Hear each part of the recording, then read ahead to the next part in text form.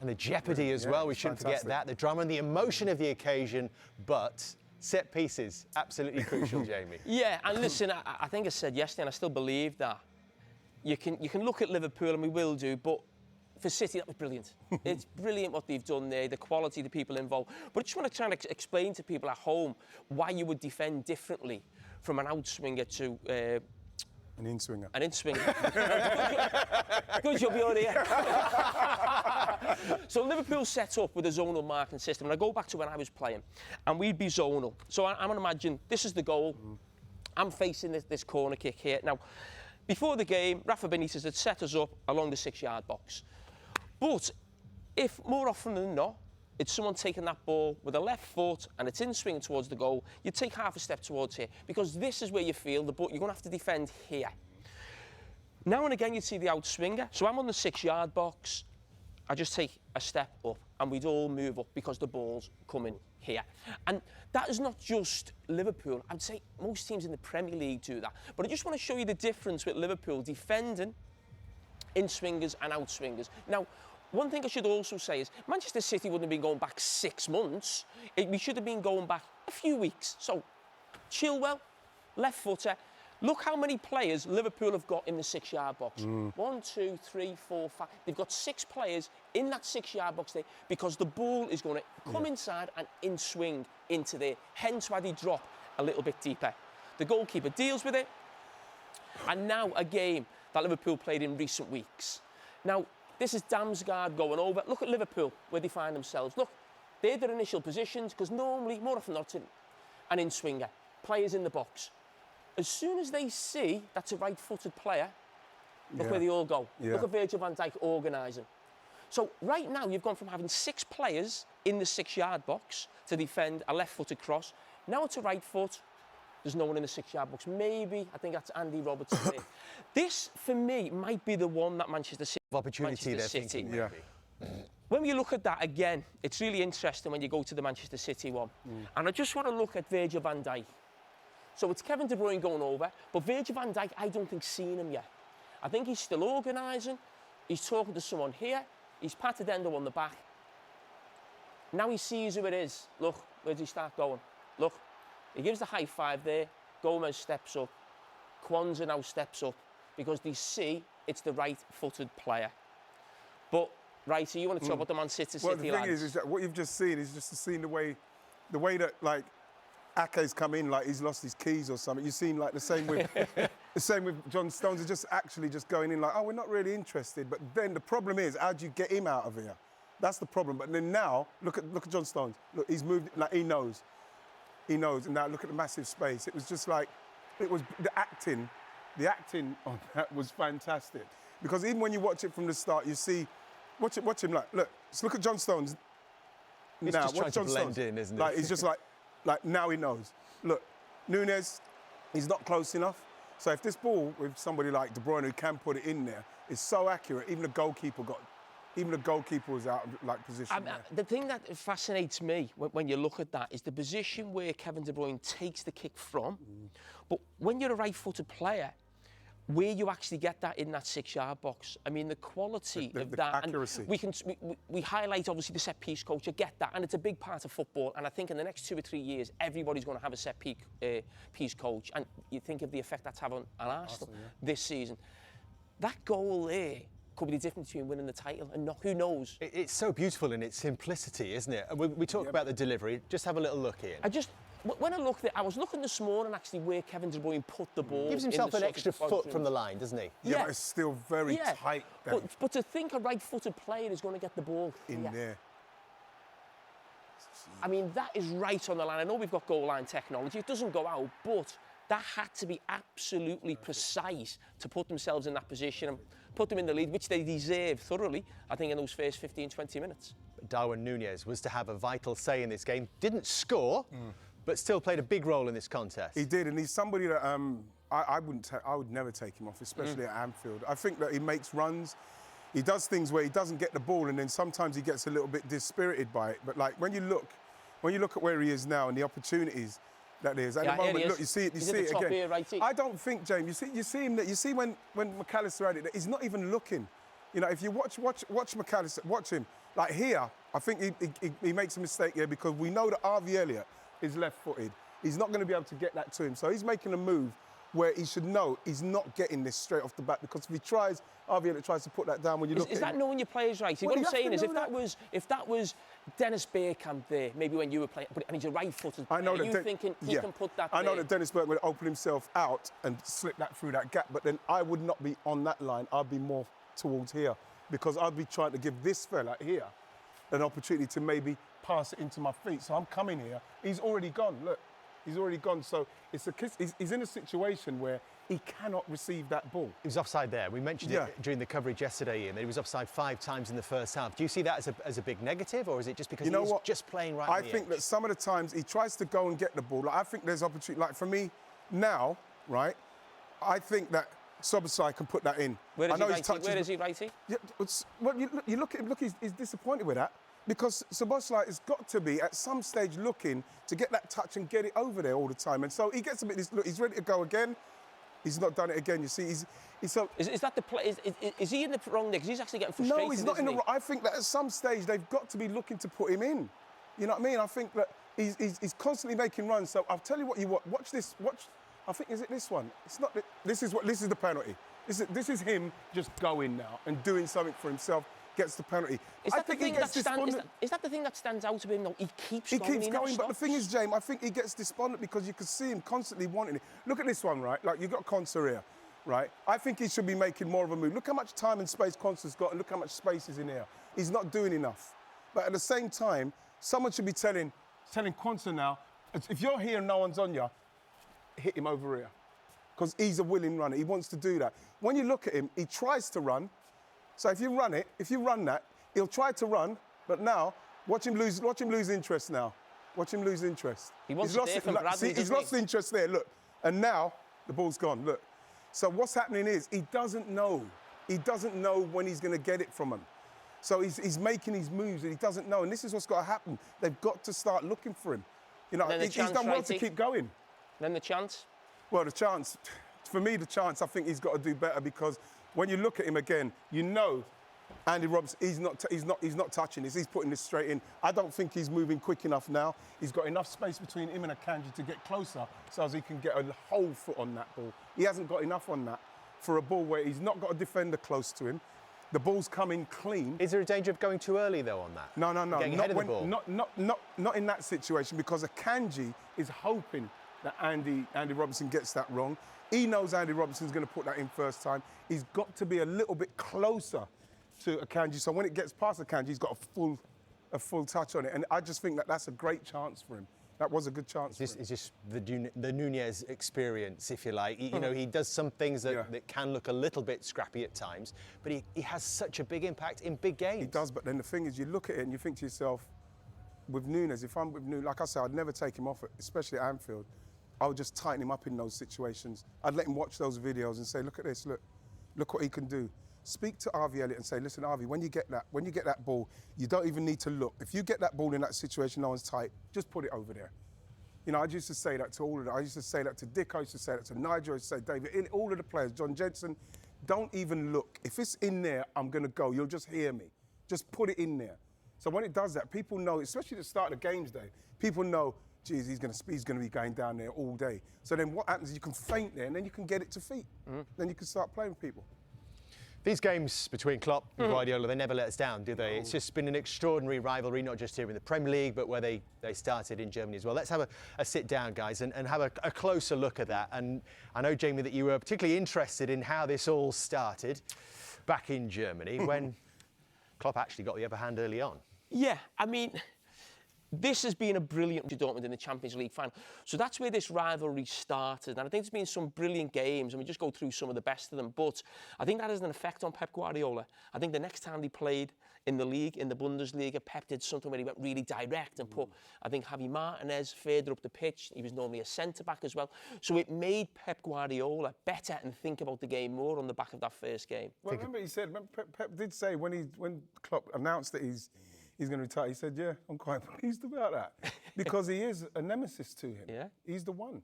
We have to understand that if it wasn't for Pep and Liverpool and what Liverpool are doing to try and curtail this Man City. I don't know what the Premier League would look like up to this point.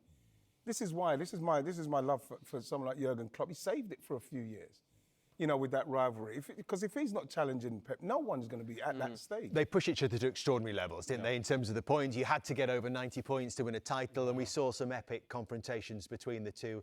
And the one that stands out for me, Jamie, I'm very fortunate to be there, was the 4-3 at Anfield. And I say fortunate just because of I used that word before, but it's the intensity of these games and the quality of them. Yeah, I think this is the first time when I thought maybe Manchester City thought Liverpool can be a problem in these next few years. Yeah. I mean, Liverpool at this stage, I think we're trying to qualify for, the top 4. Yes.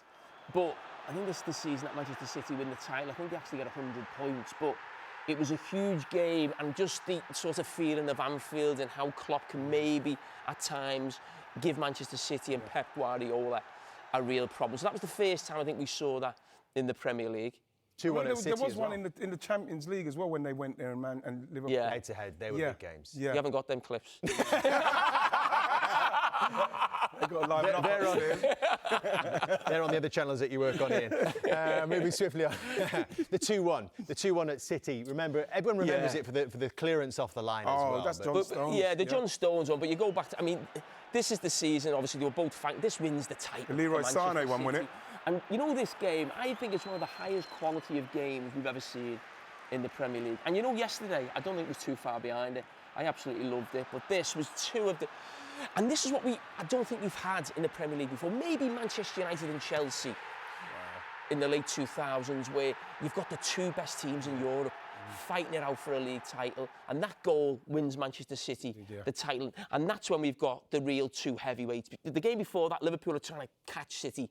Now we've got them, full on, the two of them going at it. The margins as well. Yeah. John Stones is off the line. Those are the margins. That's what I'm saying with City. The margins, they're so good. The margin, you have to be perfect to beat them. And this is why I have to give that Liverpool side so much respect. But they became such crucial games, but they were never cagey for them, were they?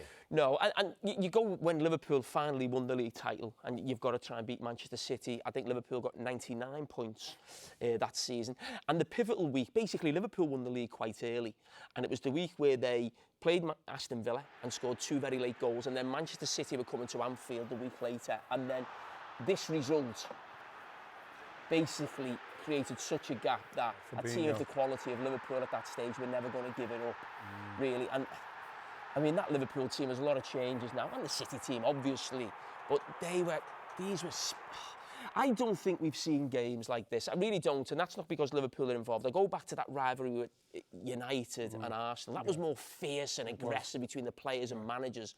In terms of quality, intensity, entertainment, I don't think we've seen this before in our league, or certainly the Premier League, what we've been seeing here. And this is another game where Salah scores this goal. Yeah. I mean, I think it was goal of the season, that season. And this was vitally important for Manchester City. Yeah. Because that goal put Liverpool 2-1 in front. And then Kevin De Bruyne goes up the other end and gets a goal. The game finishes 2-2. It's October. But you realise how vital these games are, because again, Manchester City win the league by a point. Yes. If that goes the other side of the post, Liverpool win the league. are champions. And I said at the end of yesterday's game, it was almost a privilege to be there, and wow, what a game we've had. And what these two teams, these two managers have given us, I don't think we've seen before in terms of the quality, both attacking, both going for it. This game never disappoints. No. Klopp has edged it in the rivalry in the UK in terms of the wins. Major trophies, Pep Guardiola 14-7 and 5 Premier League titles to 1. Right. Is it therefore a straightforward answer if I was to ask you who's done the better job? Based on that trophy haul. Well, I think there's more nuance involved. Yeah, but the thing is, I think that you look at the trophy haul and you have to say that Pep's done very well. But then you look at what Klopp's done to try and catch Manchester City, the way he's built that team, how long it's taken him to get there. You have to say, yeah, it might be easier for Pep in what he's done, but Klopp's still got to get a lot of love. But it's there for everyone to see in respects of the amount of trophies. But we can't speak about City without speaking about the fact that there's 115 charges around them, because The one thing I would like more than anything else is for that to be gone from City, so as then you can give the team and the manager and the love that they deserve and the flowers they deserve, because you speak about them and it's like there's an elephant in the room. You want to speak about them with this rivalry, you know, without saying, yeah, but it's not fair on the players, it's not fair on the club. So the sooner that's gone, the better for them. But you can't look at what Klopp's done and then look at the amount of trophies that Guardiola's done and said that Guardiola's not done better. It does remain the elephant in the room. There is a date set, we know that, for this hearing on the 115 charges. We don't know what that date is. So, of course, there are more trophies up for grabs still while Klopp is in English football. So what if he was to win the title this time? Wow. I think if Klopp was to win the league this season, I think in terms of what they've just done in the Premier League, I would probably edge just for Klopp in terms of obviously having to fight against City. Yep. You know, the money that City have more than Liverpool. You know, you look at the midfield yesterday, Liverpool are going in there with Endo, who was absolutely outstanding. He was very good. Up against Rodri, who most people say is the best midfield player in that position in the world. So I think in terms of how Klopp's built Liverpool, if he could take 2 titles away from Manchester City, I think in terms of just in English football, I would go for Jurgen Klopp. And another reason why I say that is because of what both managers come into. And we just wanted to look at a graphic. There's a graphic about basically what the clubs are doing 5 seasons before they arrived. So you look at sort of Liverpool at the top, and I was part of some of these teams. So basically, you're talking about a team who couldn't get in the top 4 for 5 seasons. Now, they're in there under Brendan Rodgers. Now, that was an outlier because Liverpool had the best player in the league, maybe the world at the time, Europe, in Suarez. And then they go back to being what you'd expect them to be at that time. You then look at Manchester City. So Manchester City, with the new ownership coming, it's not just about Pep getting them up there, Mancini, Pellegrini. Yeah. But what I would also say is in defence of Guardiola is, you look at that bottom one under Pellegrini where Manchester City finished 4th, still a decent position. But the fact he finished with 66 points shows that was not a great Manchester City team. So this idea that Pep came into the best Manchester City team, I think is probably false. But there's no doubt he had a lot more quality at his disposal than Jurgen Klopp did. So it was a longer job and a tougher job for Jurgen Klopp. Yeah. But a couple of seasons later, they got 100 points, as we've said. So come on, let's put it on the line. 10 games to go. Who wins it, Ian? Arsenal. Of course I'm going to say Arsenal. You've got to say Arsenal. I'd say what happened last season, they know exactly what they need to do. They're in great form. All the players are fit now. You know, I'm not going to sit here and say, well, I hope that. No, because that's not what you want to hear. That's not what the players are thinking. They're very focused, a very tight bonded team. Manager's very ambitious and focused what he wants to do. Of course I'm going to say Arsenal. We have to. Have to try. You don't have to. I'm going to go Manchester City. I just think that the next game is pivotal. What if they were to lose that game or even drop points in that game? Would it change your mind? I think we both need that. If Arsenal, I think Liverpool need. A draw is a great result, but I don't think Liverpool need Manchester City winning that game because you look at the other fixtures and think, where will Manchester City drop points if they don't drop them against Arsenal? But I can't wait. It's going to be so exciting. I'm so excited about it. And nerve-wracking. What a way to spend your Easter Sunday. Yeah, it's brilliant, yeah. Can't wait. It's a brilliant double-header we've got for you on Easter Sunday.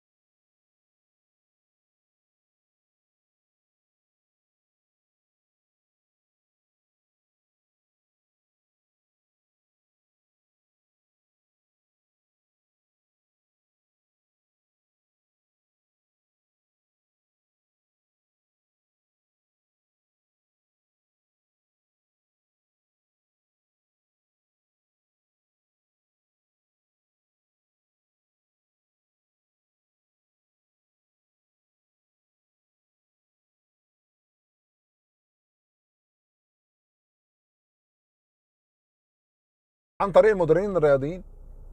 هل ريسكاتي كلها ان انا مشكلتي ان اشيل المدرب او اجيب لاعب غالي؟ كان دايما يقول لك مالك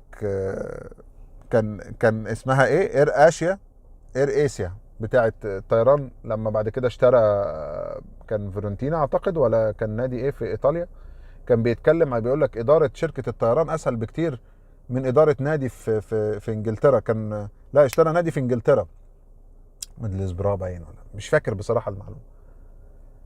لان بيقول لك في الشركه الموضوع عندي كنترولد، ان انا عارف بشتري ايه وبكسب ايه وبخسر ايه، لكن بيقول لك انا بعمل كل التفاصيل وانا بشتري النادي، وفي الاخر بيقرر مدرب و11 لاعب مصير كل اللي انا عملته.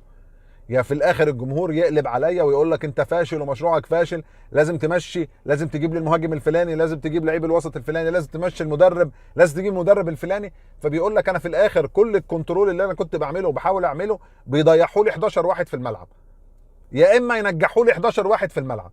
ده بالظبط حل تشيلسي حاليا. ولذلك تاني برجع من كلام سايمون كوبر ده على مالك هذا النادي، واستنتاجي الشخصي على اني، ودايما هفرض حسن النيه ليهم، ان اقبالي وتود بويلي عندهم النيه الجيده لصنع شيء لتشيلسي، ولكن الطقم اللي تحتهم هو اللي فيه الشر، هو اللي فيه الرؤيه الخاطئه لتشيلسي. هفرض دي ودي وهقول لك يا عم ما هو فعلا انا ستيل عندي مشاكل في 11 لاعب وعندي مشاكل في مدرب. ولذلك ديفيد اورنستون يعني ان لاين مع الخبر بتاع ان ماوريسيو بوتشينيو مكمل، طلع بخبر ان سيكون صيف مزدحم جدا. 2 عقلياتهم بتلعب مونوبولي، احنا هنبيع ونشتري اكتر من تحقيق الانجاز. هل تشيلسي محتاج لعيبه بالشكل اللي هو يخليك تقول ان ده صيف مزدحم؟ انا بقسم بالله لا، انا اقسم لك بالله لا.